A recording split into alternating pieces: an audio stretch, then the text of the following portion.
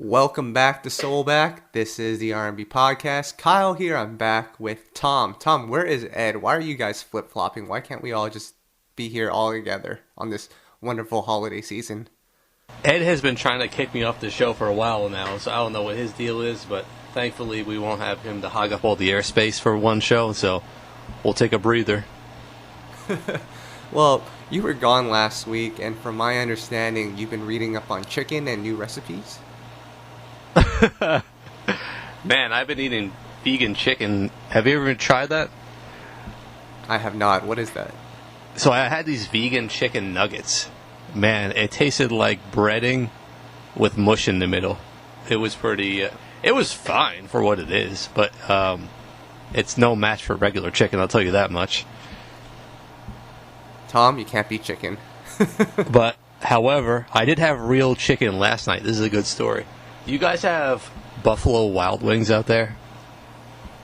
No, but I've been there. I was actually there with you, I believe. Well, there you go. Shout out to Buffalo Wild Wings. We ordered delivery, right? And they messed up our order. It was supposed to be 6 pieces per order, and they only gave us 5 in each one. So we told them, figuring they'd refund part of the order. Man, they gave us a full refund. Now that's a good free meal. And there you have it. However, what sauce did you get? I was still hungry afterwards and ended up having to get Little Caesars cheesy bread right after, so it didn't quite work out. Talk about carbs on carbs, Tom. Yep. Oh, man. Well, we have a lot to talk about in R&B this week. Let me just start off by announcing to everyone, because everyone's been wondering, when is that Usher and LMA song going to be officially released? Because, Tom, we had posted it on our site exclusively about 3 weeks ago. It's now officially on all streaming platforms, so go check that out. But, Tom, I need you to give me the latest update on Dru Hill. I feel like we do this every week. Oh, God. Dru Hill. You're the one texting the manager, Kyle. I mean, what are you hearing? It's very confusing these days. I thought Nokio had quit. I thought Jazz was doing a solo album. I don't know where we're at. Well, Tom, last week, I think it was, they had a show and they brought out Jazz as a surprise. I think it was in Baltimore. They brought him out and he sang with the group. So it was Cisco, Nokio, Black, and Smoke. And then Jazz was on stage with them. I texted Kevin, the group manager, and I asked, what's going on? Because just 3 weeks ago, Tom, I had texted him and said, what's going on? Because Jazz, what's his Instagram name? The Undeniable Jazz? The Unpredictable. Jazzy the Unpredictable or something like that? I guess. So I texted the manager and I was like, what's going on? All the fans are wondering. And the manager said, I have no idea what Jazz is talking about. He's not going to be at the show. And here he is. He's at the show, Tom.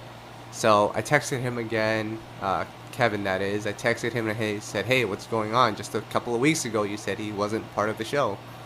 And Kevin just replied back and said, working on it. So there's progress here. Well, let me ask you this, Kyle. What is the ideal group for Dru Hill right now? Because isn't it going to be a little awkward if Jazz comes back and they still have Playa in the group? Yeah, because, Tom, if you remember, back in 2003 when Scola was added to the group, there were 5 of them. And then at some point, Woody left. And then they replaced him with Tail, and then Scola left. And then when they asked, when people asked, why are you back down to 4 members? What happened to Scola? I think the group's response was, it was easier to split the money 4 ways. But we're back to 5 now, Tom.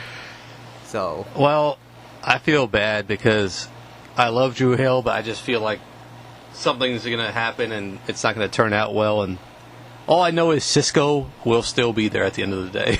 That's all I know. He's the last man standing. I think Nokio will too, unless something drastic happens. I know he was going through some personal issues, which led to him almost quitting the group. But, Tom, you never know. But let me ask you, when you're at these shows, and we may have talked about this before, when you're at these shows and you see like 2 groups of 112 or 3 members of Boys to Men, or now all these new members of Dru Hill, does that ruin the experience for you? Unfortunately, yes. I know if our boy Ed was here, he'd agree with me. I mean, I think to a lot of people, they might not even notice the difference as long as the lead singer's there. But to the diehard fans, you're not going to really get the full same experience. So, of course, I mean, do you agree with that? Yeah, absolutely. Like when I was at 112, I mean, Slim is clearly the lead singer, but Mike was great and he was there as well. But Duran and Q, they're essential parts of the group too. Like they have identifiable voices. So it is a tough thing. I know, like we speak to Mike all the time of 112 just to check up on him and the group, and you know they're just going to continue pushing forward, and we have to admire that, right? Yeah, I mean, definitely. You know, we don't know all the circumstances behind the scenes, so we can't really always judge on what's going on. But definitely admire those who continue to carry the brand and the legacy forward, for sure. Now, I know you interviewed High Five a couple of years back. How many original members do they still have left? I don't know the exact number. I think it's 3. I can't say for certain. I know definitely Tristan Irby, who was there from the beginning, and man, it's funny you bring that up because I remember all the negative feedback we got when we were featuring them and doing those interviews, saying, you know, conspiracy theories. I'm never going to get into it, but basically, you know, Tristan has been there since day one. He's continued the brand. He's got a couple of the original members and then added a couple more, so they're still doing their thing for sure. I think the weirdest one for me that I've been on is when I went to an In Vogue tour. And when I was at that show, I just remember people in the audience saying, "Where's Dawn? Where's Maxine?" And I was like, that's awkward. Well, there's no excuse if someone left the group over a decade ago and you're still looking for them, or someone has died and you're still looking for them. I mean, that's not, you know, I don't know. Yeah, I remember at a Boyz II Men show, there's still people to this day, Tom, that ask, "Where's Mike?" I mean, those are probably the same people who be like, "Oh, what is Jon B up to these days?" The day after he just released his new single, like they don't even know where to look to find them. I mean, everyone posts on Instagram and social media every single day almost. You can't look up to see where someone is. Yeah, you're right. But I'll tell you what, Kyle, you got me fired up here. I got a few things to get off my chest. I have to get right into it, Kyle. Calm down. We have to talk about some more news here first. Mariah Carey. Fine. Ed had predicted it'll hit number 1 soon. Tom, it's number 3 on the Billboard 100, and just recently they've released like 2 different music videos for that song. I think they have like a documentary coming out at this point. It's probably going to hit number 1.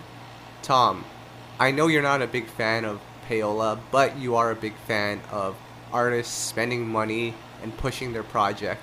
If this song hits number 1, are you impressed? You know, I think it's organic almost, Kyle. I don't think it's all payola with this one. I think it's definitely impressive. It seems like this thing takes a life of its own every single winter. She's able to tour, you know, do holiday shows.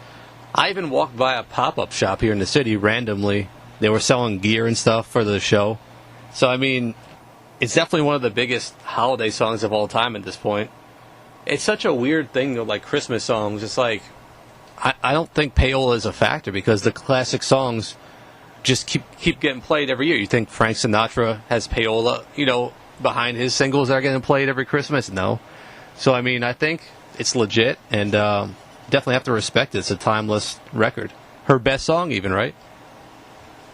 I mean, I wouldn't go there. It might arguably be her biggest song, though. Yeah. I mean, we'd really have to think about it. I mean, We Belong Together was huge. Hero was huge, but, I mean, come winter time, this song is everywhere. How many times have you heard it at this point, Tom? Probably 25 or so already. And that's, you know, I don't listen all day to radio. But if you ask a random stranger in the streets, name one Mariah Carey song randomly, I mean, there's a 50-50 chance I feel like this song would come up. Only because they hear it most frequently. That is true. Now, on the topic of payola, Sammie, no diss to Sammie, I'm just talking about a caption he posted here, so we're not trying to throw shade. Sammie, Tom, most recently released his EP, Send Nudes. That's an interesting title. And I actually listened to it. It was cool. Sammie's a dope artist, great vocalist. But one of his captions was, that he's released a handful of songs that could have made it on Urban or been smashes on Urban AC. But he gave us the real. Tom, it costs about $225,000 to push a single to hit #1 on radio. And he hasn't had that kind of budget, which is why his music hasn't been on the radio. And then, Tom, you and I talked last week about Jon B's record with Donell Jones, Understand, which will be on, a top 10 record on our countdown. But Jon never really pushed that song to radio. So do you think it's still important to push songs to radio? Let's say for Jon or even a Sammie, these are guys that, have a name, but they never really hit the top of the charts like maybe an Usher or even a Tank at this point. Like, these guys have never been at the top. So is it important for them? This is a complicated discussion we've been talking about for, I feel like, a while now, going back and forth. But my question to you was, if Jon B wanted to push his single to Urban AC and spend, just say, $100,000 on promo just to get it on the charts, get it top 10, top 5, whatever, how's that going to benefit him? I mean, he's already known as a legacy artist. Some consider him a legend. Many R&B fans probably do. He gets shows easily. Every weekend he's on the road and doing shows. He's got a family. He's a family man. He cares for his kids and his wife.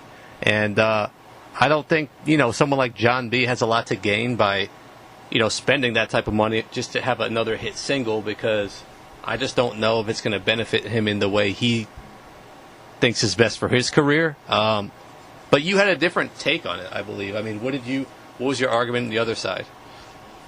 I mean, I think it's a point that you mentioned earlier. There's a contingency of fans that still believe that Jon B's last album is Cool Relax. Or, if you want to go even deeper than that, probably Pleasures You Like. And they completely disregard every album that came out after that.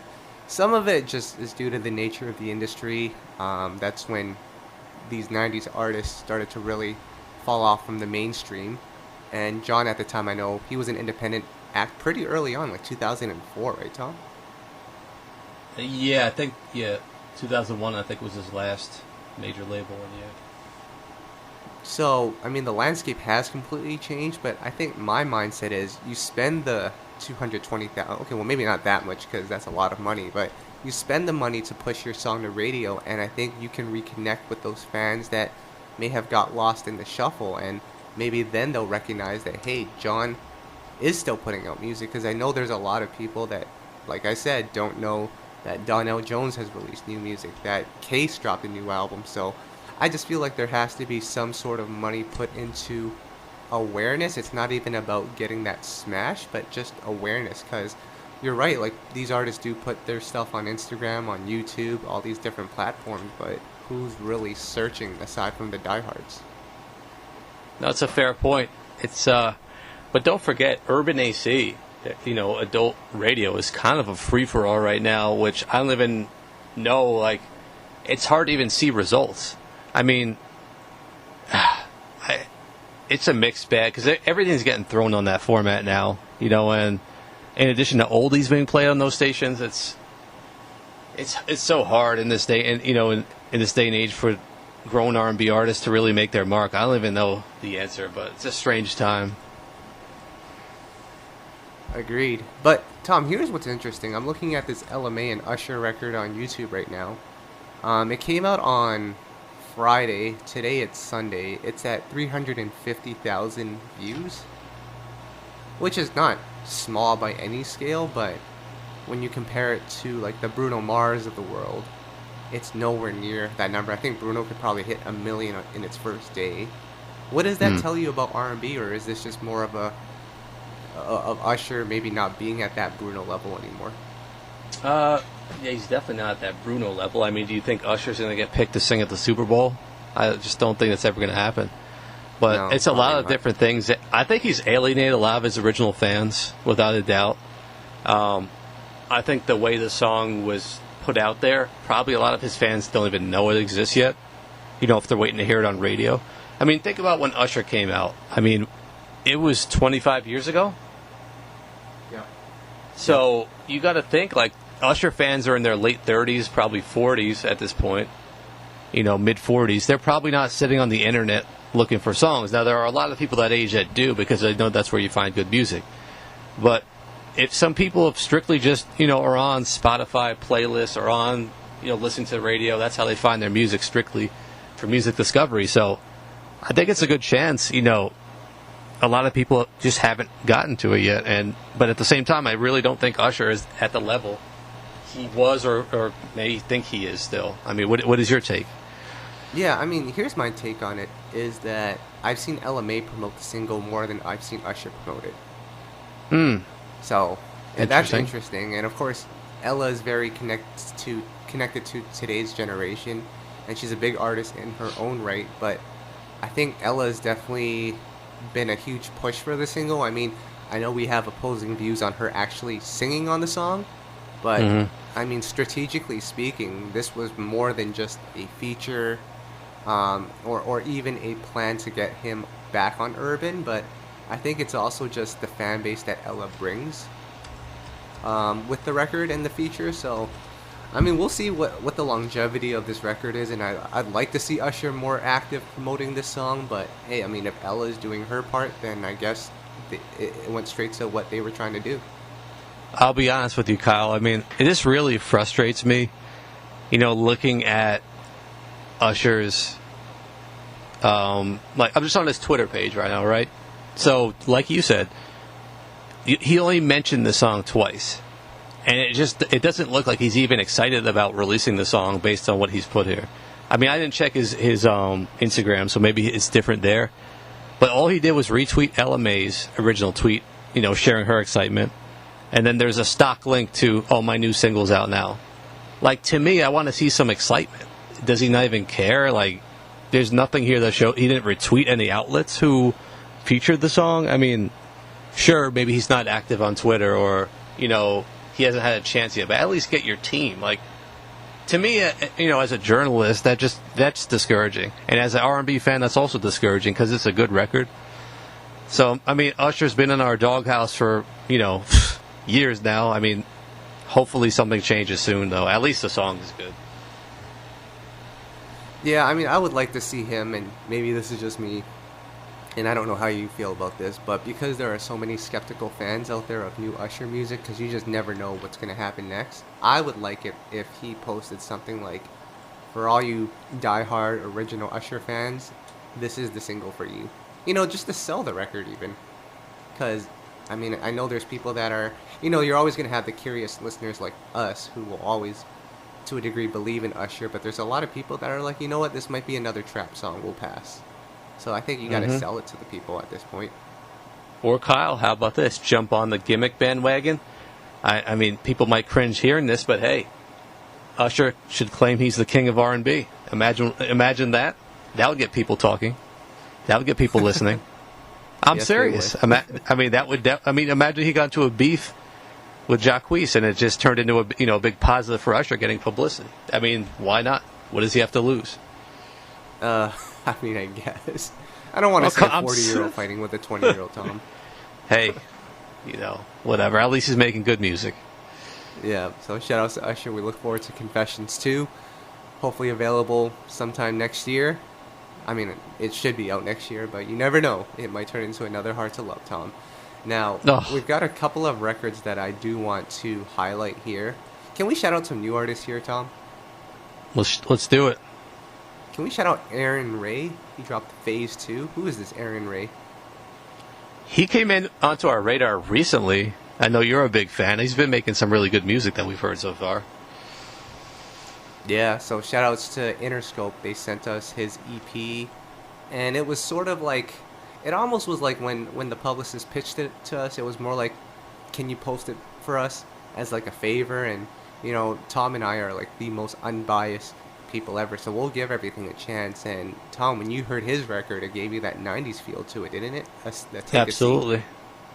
I like these artists who are able to give that nostalgic feel, but keep the modern touch on it, and he's one that's been able to do it pretty well so far from what I've heard. That song he has with Kehlani is really good too, and I'm hit or miss on some of her stuff, but that was a good record too. So I mean, there is great R&B, and then another one. This is kind of a dope moment here. Rochelle Jordan, didn't she hit us up in the DMs? Yeah, she did. I mean, it was so cool because a lot of artists don't even bother to show us love. I mean, a lot do, but she reached out, said, I have a new single coming, said, I love what you guys do and your support for me. Will you please feature it? I mean, I just thought that was a cool touch. We also got an email from the publicist, but still, this is her return signal of, I think, 5 years. And, Rochelle Jordan may not be a huge name to many of you guys, but, at one point she was one of the ones who looked at as, one of the future faces of R&B. And definitely a dope artist, and her new single, Fill Me In, is out. It's pretty cool. It's definitely, she stayed within her vibe of what she's known for. Tom, that reminds me of that era. That was like 2012, and she was like a truly independent act. Now everyone's independent, so it's a different time, but she was one of those like underground artists that everyone was looking forward to, and she had built up that cult following. It's like, it was her, I think it was Tinashe as well. There's probably a couple other those indie acts, and then Rochelle just seemingly dropped out and disappeared from the face of the earth almost. Yeah, it was weird how that worked out. I mean, I remember seeing her on tour with Jameson, and you interviewed him too. And he's another one. Like, these artists kind of created their own movement. It was really cool to see, virally almost and organically, and we're able to tour off it.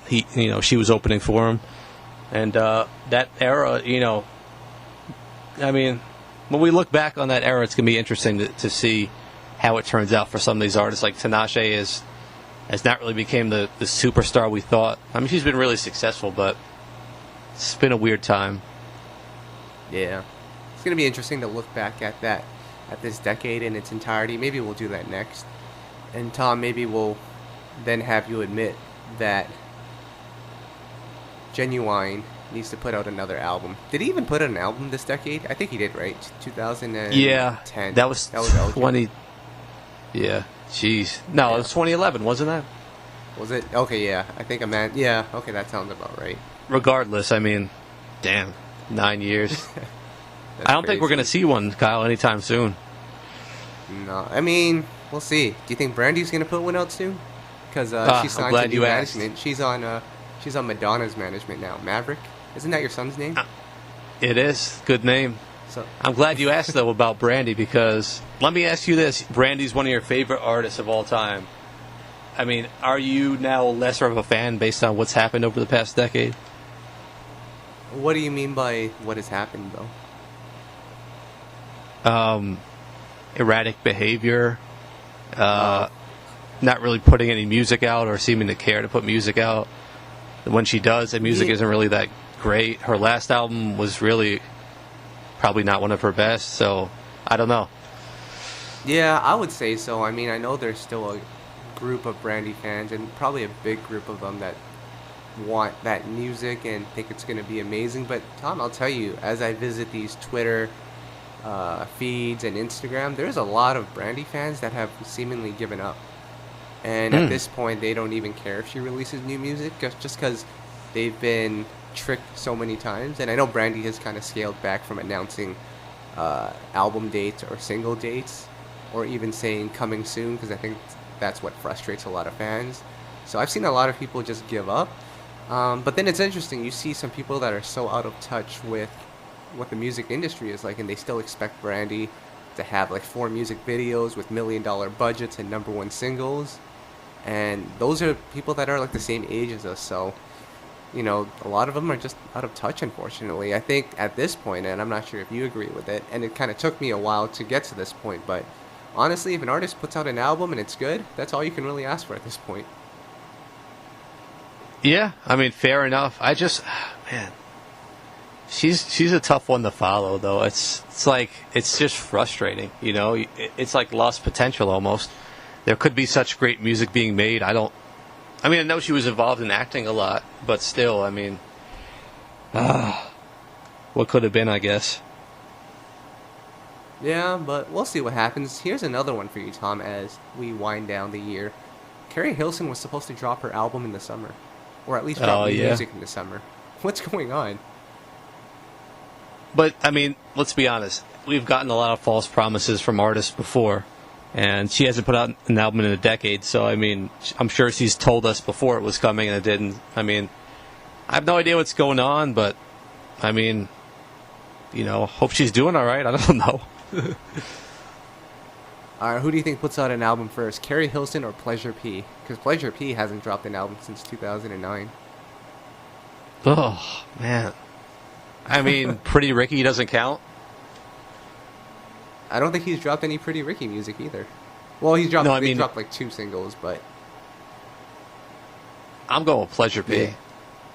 Yeah, that's it's just kind of weird. I would love to actually, you know what? We'll get Pleasure P back on this podcast at some point and just get the real, because I would love to see what, you know. And of course, Tom, we're not allowed to see what happens in the back end of things, but there's just a lot that I wish we were able to see. Like most recently, I you know, and I'm sure people have seen it, the interview that Matthew Knowles did with Vlad, and he pretty much said that Jagged Edge was harassing, you know, members of the group. And I mean, that story is crazy in itself, and honestly I think we all agreed that it was used to sell books. But Tom, I did actually read Matthew Knowles' book, at least an excerpt of it, and the one thing that was said was a lot of labels passed on the group originally because it was like 6 members in the group, and each member had their own guardian or parents that had to also sign the contracts, and for a label it was just too much work for them to have to manage, so they passed on the group because there were just too many hands in the pot. And I think these are the things that we miss out on, or that we're not fully aware of. Yeah, I mean, I can see that, but you know what this makes me think of is you talk about Brandy, Carrie Hilson, even the Genuine, who haven't released music. I think of someone like Raheem DeVaughn, right, one of our favorite artists. He's just always in the studio, always creating. He loves doing it. He doesn't just do it to sell records or to please fans. He does it because he loves doing it.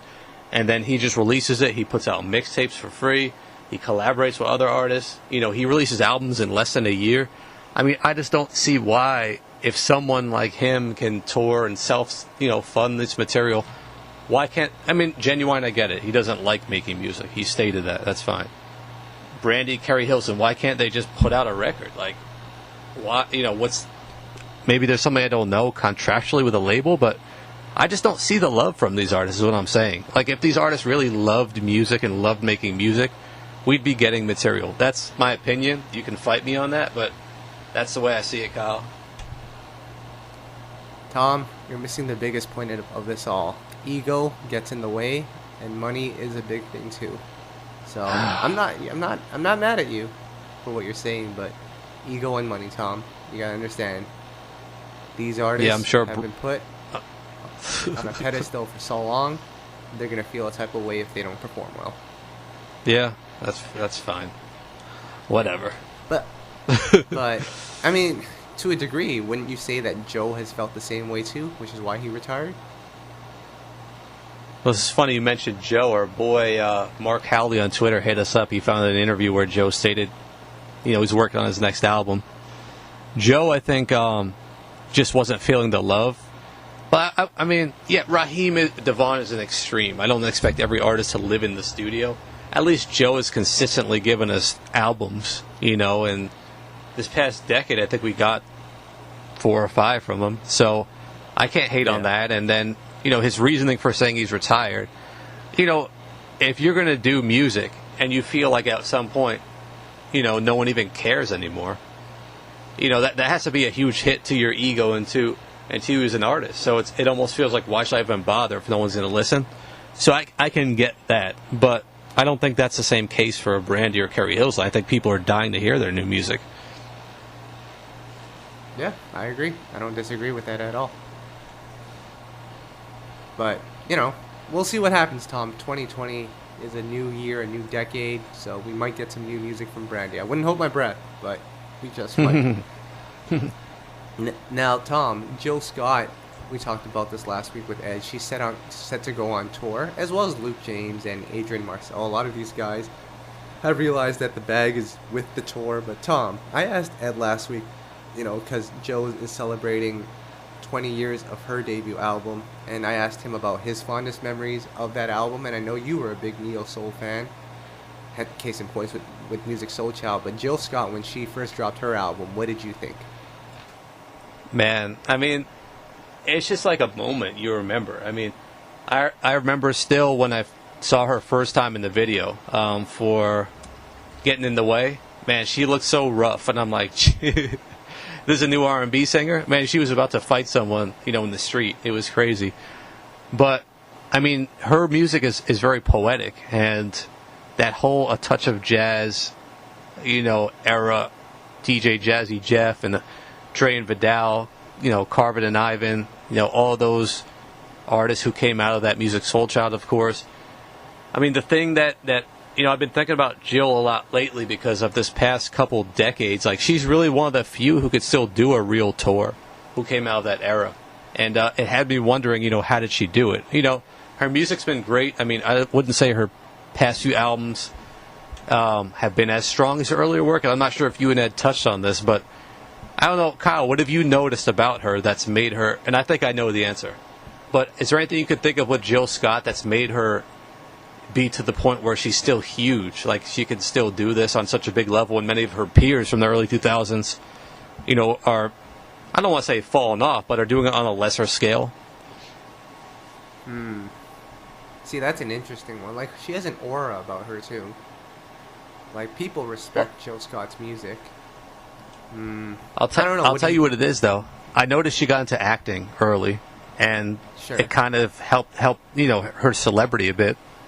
And she was in some Tyler Perry films, and she's continued doing it. And I think, like, in terms of celebrity is a big part of things. Like, she became a bit of a household name as a result of that. But if you look at a lot of the artists around her, mostly none of them did acting.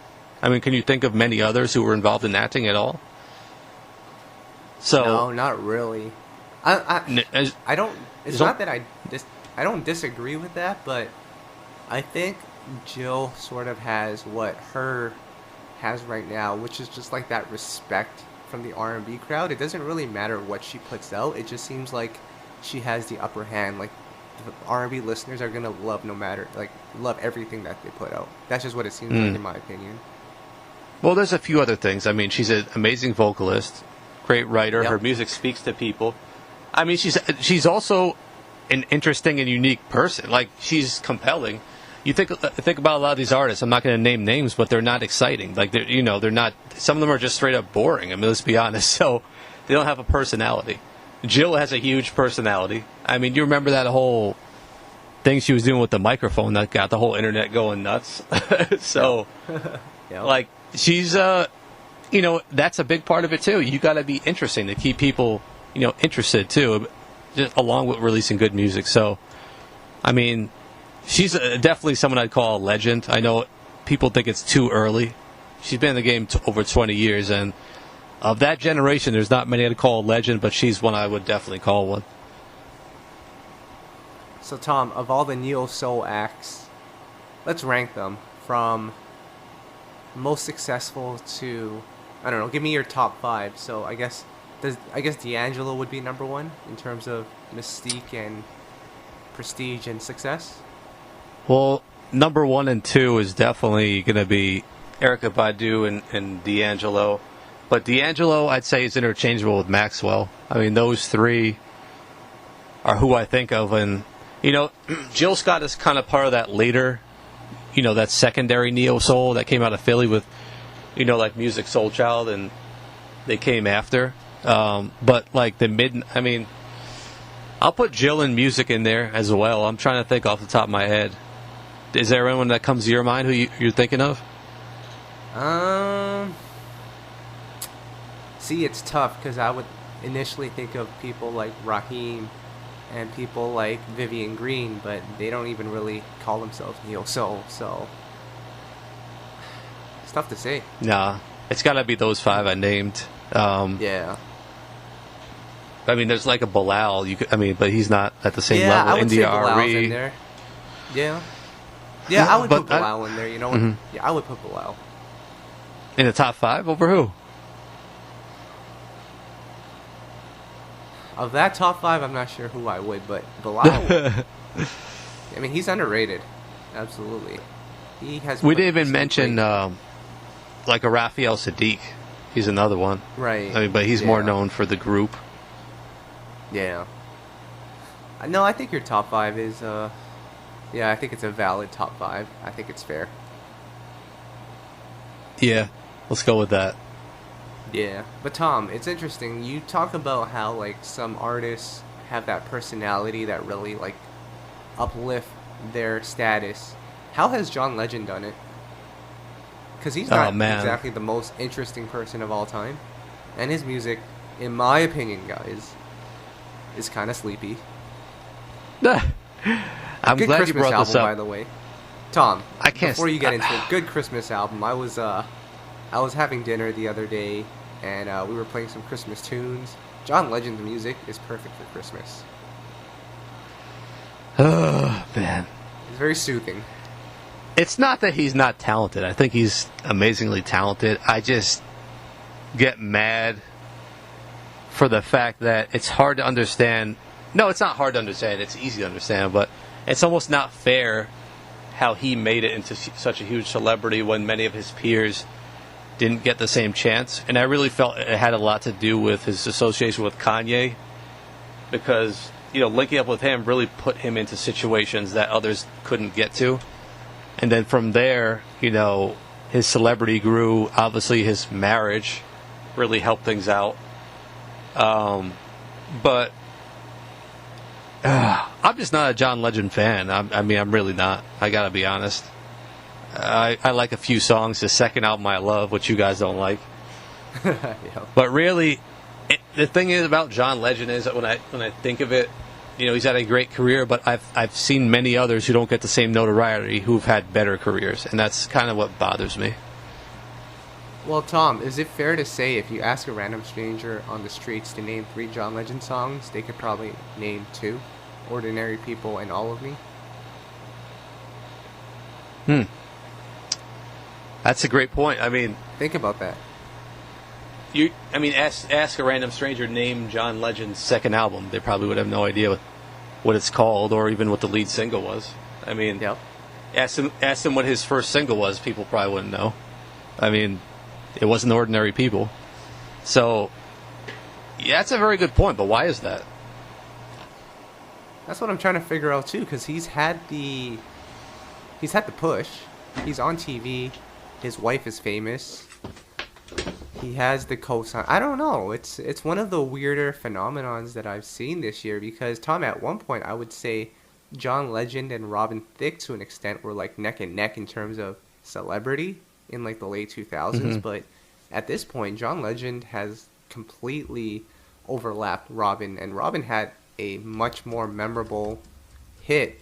Actually, no, that's not true either, because All of Me was huge, but was it bigger than Blurred Lines? I don't know about that. Yeah, I'm not sure. That's a tough one. But yeah, it's just interesting to see. Plus, you know, again, John Legend's music makes me kind of sleepy. So shout outs to John. Yep. Oh man. So Tom, can we get into a preview of our top 100 songs of the year? We do this every year. We've been doing it since, I want to say 2012, maybe even 2011, but pretty much myself, you, and Ed come together and we rank our favorite songs that not even our favorite, but just the best quality songs of the year. And I know you did the numbers for it and you have the official rankings. What can you tell us about this year's list and your overall thoughts on it? I'm not going to give it away. You're going to have to log on to knowIGotSoul.com and Soul in Stereo to see the final list. I can tell you, and I suspected, you know, Jon B and Donnell Jones duet Understand. Once I heard the song originally, it would be high up in our rankings. It is in our rankings. I won't give away its location. High level, looking at this list, I honestly, Kyle, I have to say it's been a solid year for R&B. I don't think it's been a great year. People keep saying R&B's in a great place. I don't agree with that necessarily, as a huge R&B lover. But there's some really good songs on here. You know, there's some songs in our top 10 from artists you might not expect, which I think is great. There's some comeback songs that ended up in our top 10, which I think is great. There's a great mix of young and old artists on here. You know, some newer artists. You guys tried to slip Jacquees in here. I tried my best to make sure he didn't make the cut, but unfortunately, I think he may have. But yeah, I mean, what did you think about it? I would agree that it was a solid year. I think there are a lot of songs that I really quite enjoyed, but I would say that there weren't a lot of hits this year. You know, I think we may be able to put that Usher song, but that just came out 3 weeks ago, so I think we still have to live with that one a little longer before we can really call it a hit. But unlike previous years where you would at least have one record that was undeniable, I think this year there were a handful of great records, but there was nothing undeniable. Mm. Well, the interesting thing is when I look at our top 10, and I'm not going to give anything away, but of these songs, only I think 2 or 3 were radio hits this year. The others weren't for various reasons. They weren't pushed or, you know, weren't chosen yet as a single. So, yeah, I mean, that's a good point. I didn't really think about that. You know, a lot of the best songs we picked, you know, maybe didn't necessarily even get out to the masses. They just haven't been heard on a major scale, which is kind of sad. Hopefully we could change some of that. Yep, absolutely. So, Tom, we'll see what happens. I mean, we're at that point of the year where, you know, the music is slow, and because of that, podcasts like this, it's more reflective than it is about current events. But man, it's been a great year, Tom. For R&B or for the podcast? I would say for the podcast. For R&B, it's been okay. Yeah, that's fair enough. I mean, we're also going to be putting out our top 100 songs of the decade. I sent you the preliminary list for that. I'm waiting for you to fill in anything I missed, but that's going to be a weird list to look at also. Yeah. But Tom, can we get into the Playa Please really quickly? Oh, we do these even when Ed's not here? Yeah, because our girl Miranda, can we give a shout out to Miranda really quickly? All right. She actually attended this Immature reunion tour, this throwback tour, because, Tom, the only date that actually took place was the one in Dallas, and our homegirl Miranda wanted to go, so we hooked her up with some tickets. Now, can I read a couple of text messages here? Oh, great. What happened? So she got to the show, and she told me that she only caught the tail end of Jay Holiday, so she only heard him sing Bed. And I said, why didn't you watch the whole thing?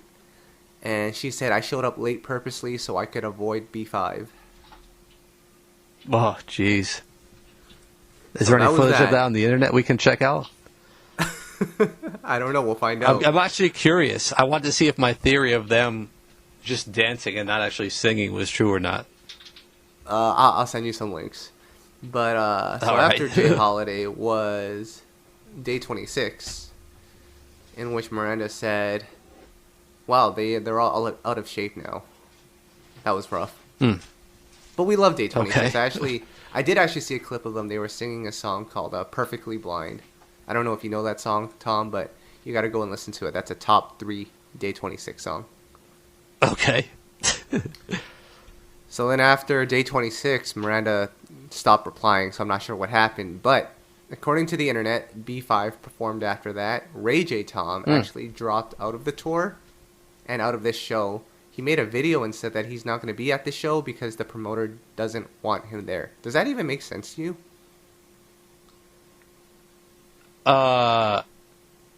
No, that doesn't make sense to me. So, what's the explanation for that? I don't know. He just said the promoter told him to stay home, which doesn't make sense because the promoter would have probably already paid him for the show. What do you mean stay home? He's the one who quit the tour. Well, he apparently was going to show up to some shows. And this was the one that he was going to show up to, but promoter told him to stay home. If you're gonna commit to a full thing, you can't just show up for some days. Like if you agree to work a job, are you just gonna show up to work half the time? You can't do that. That'd be pretty awesome, actually. But Miranda did come back to life at that point and wrote, "LOL, someone's asking where Ray J is." Oof. Hope they didn't buy a ticket just for that. Yep. And then actually I did see some clips of Immature on tour or on the stage. They actually had a live band and they had dancers. So at least Immature put some effort into their show. All right, we'll take it. And then we'll wait till next year before their next reunion tour. Oh, jeez. So that was it? One show? That was it. Yeah. So That's overall, sad. as I've explained this all to you, what are your thoughts on this overall tour that was supposed to take place? Well, we kind of made a guess on if it was going to work out or not. It doesn't seem like it did. So a Playa Please goes to, I guess, G Squared Events. Is that who put this together? Yep. And, I mean, they should have hit us up. We could have told them it wasn't going to work.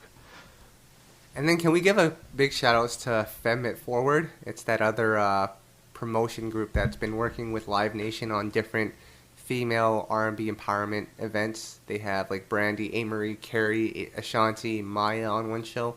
And then recently they have SWV 702 and I think it's Escape is the other one. And I hear these shows actually do very well. I think one's actually coming to New York in December in Brooklyn. I mean, they sound pretty cool. I mean, the lineup seemed great. I don't know how they do. I've never seen them, but, I even saw Marie on one of those. I was like, I mean, if they got her on the show, that's pretty exciting. That's true. I see Marie on her YouTube channel reviewing books from time to time, so it's good Talk that about she got snoozy. out. Not Marie, just the fact of talking about books. But Tom, you gotta stay educated here. I know. Man. Sorry. Yeah. Well, Tom, can we get into some YouTube comments really quickly? Because I think, and we want to end this off on a good but maybe a bad note. But this post you made was very, very interesting, and I think it spoke to the people. You had asked, who here has given up on looking for new music and just stick to the classics? Would you say that you're one of those people? If anyone was wondering and has listened to recent episodes, that was inspired by me giving up on music and just listening to Stevie Wonder every single day. It was some good times in my life, actually, if I have to say so. So what did the people say? However, I've returned to the dark side, unfortunately. Well, interestingly enough, and I had a feeling it was going to go this direction, half pretty much gave up and said everything that comes out now is crap. I got to pull up some of the comments, actually, because these were pretty classic. But some people are still giving it a shot. But there's some people who strictly just listen to the classics, like I was doing. A good portion, it seemed like. I mean, that wasn't a weird thing, actually, at all. So, I mean, I can't hate on that. I mean, a lot of this younger music, like, if someone's listening to Stevie Wonder, is Jacquees really going to appeal to them? I mean, I was actually having a conversation with a friend of mine. Shout out to my guy Winslow, and he's like, "Oh, I listen to everything you guys post on the site," and he's listening to Jacquees, and I'm like, "How could you even listen to that?" And he's like 10 years older than me, so, and he's like, "Oh, I hear some potential there," but still, it's not going to be for everyone. It's aimed at a younger demographic, so I can see both sides. Do you have any of the comments in front of you? I was trying to pull it up on my end. I don't have it on me, but can we just give a shout out to Montrez Jones by default because he grew up or he was born later after the classics came out, so when he listens to new music, it is the classics, but to him, it's new stuff. That's actually pretty cool. Yep. No, that is. Yeah, I'm trying to pull up the comments here, but we might have to wait till next time. Yeah, I mean, there's a lot. It obviously drew a strong reaction, but it's all. I mean, some people called it what it is. Just music. The R&B nowadays is vibey. You don't feel it. So I mean, let's not get into a whole discussion about that and what's wrong with current R&B, but definitely a mixed response to that one. Right, but can I read Teacher Moses' comment? Go ahead. Let me see if I can read this and talk at the same time. There are new R&B artists that are really dope. One of my faves is Lucky Day, whose album is impeccable, Ari Lennox, and Xavier Omar. Um, yeah, I can't read all this right now, but she pretty much just said there's dope music out there, and I think Soul Child says the same thing. You just gotta look for it, and Tom, not a lot of people do that. Well, I have that debate with Soul Child like every other week. I mean, it's a lot of work. I mean, when you're married and have kids and have a full-time job, music discovery is another full-time job. Like, you can't just turn on the radio anymore. So if you want to find really good music, you're going to have to dedicate hours on end to finding it. And that's my opinion. I mean, I think we've talked about this before. You know, once people hit a certain age, music discovery is not a priority. I mean, I have a kid. You know, I mean, I barely have any downtime to even, help you run the site anymore. So I can see how someone who has multiple kids and a job, that might not even be their main hobby. So you can't expect them to be out there searching for new music. That's my opinion. Right. Well, Tom, here's some kid advice for you from Pharrell. We all love Pharrell. Oh, God. So what he does with his kid, he's raised them on the 70s, so a lot of Earth, Wind and Fire, Stevie Wonder, just to get them used to the complex and jazzy chords. And that's been their base for their music taste, as well as classic music. So the Beethovens and the Bachs of the world. And now they're into the mainstream stuff. So I think, Tom, it's just a matter of gaining appreciation for all of it. Are you going to do that with your son? Actually, that sounds like a pretty good idea. The only thing is, I might not ever let him listen to anything past 2006. Does that sound like a fair idea? Just slap him on the wrist for taking out Usher's A album? Yep. I mean, Wow. Come on. I think he'll be all right. We're going to start with Beethoven and Bach. Wow. Wow. Talk about a snooze fest in my house. Jeez. All right, Tom, can we get into the SoulBack album of the day? What do you got? Can we go with Jaheim's debut album, Ghetto Love? What do you know about that album? Yo, man, all I know is KG, Next, they all had a hand in it, and it was just so cohesive from top to bottom. You loved that album when it came out? Because I know Jaheim, his voice is very distinctive, sort of has that Luther type of voice to him, which we're not really accustomed to in terms of just our ears, but what did you like about that album? Well, a few things. So, shout out to our boy KG who helped discover him. They were calling him a young Luther when he came out. You got to remember, this dude was like 19, 20 when his debut came out, and he was singing like Luther. When do you ever hear that nowadays? It's like the opposite these days when it comes to vocals. But it wasn't just Luther. Like he was a modern age Luther with a street edge. You know, it was reflected in his lyrics. And his singles were just huge at the time. Just in Case, Anything with Next. And man, he's honestly, if we look at an artist like who's seriously underrated, he's had a ton of hits. We don't talk about him a lot because he's kind of fallen off the radar and has gone through some things. Doesn't really tour a lot. And what is he like? Wears Indian headdresses and tribal outfits on Instagram. I don't know what's going on. Well, he's vegan as well. Oh, well, yeah. So, but he's had a ton. He's one of my favorites, actually. And doesn't quite get enough credit, but that album kind of set the tone. No, I would not call it a classic, only because I think it's too long. If it was probably shortened to about 14 tracks, I could make a case, but there's just some skippable songs for me, so I probably put it in the 4.5 range if I had to put a number on it, but production from KG is impeccable, and just really good album. Tom, one question before we end this podcast and move on to bigger and better things, but are you surprised that no one has ever complained about the fact that those background vocals on Jaheim records, like, it's always somebody else, it's not him? Like, do people I don't even know if that? anyone's noticed. I don't think anyone's noticed, to be honest. If you're out there listening, check out some Jaheim records, see if you can tell what we're talking about. One of his background singers, one of his writers, out of his writing team, Balua Muhammad, right? Yeah, from The Clutch. He sings on a lot of those backgrounds. Mm-hmm. I'm just wondering, do people even care about that, or are we just nerds? It's definitely that we're nerds. I don't think anyone cares. Yeah, I don't think anyone cares who's singing background, but you guys should. It's quite compelling, and it's kind of neat too. Like, especially when you hear a Neo record and you just hear them all over the back. It's kind of dope. Mm-hmm. Yeah. But Tom, I think that's it for this week's podcast. Sorry, guys, you didn't have your regular Ed ranting about Keith Sweat and how he's the GOAT, because he's not. That Tom goes to my boy, Jacquees. Anyways. Oh, jeez. I think that's it for this week. What's going on with the site? I know we have that countdown coming up. Yeah, we got the 2 countdowns, one for the decade, one for this past year. You just interviewed our boy, Troy Taylor. How was that?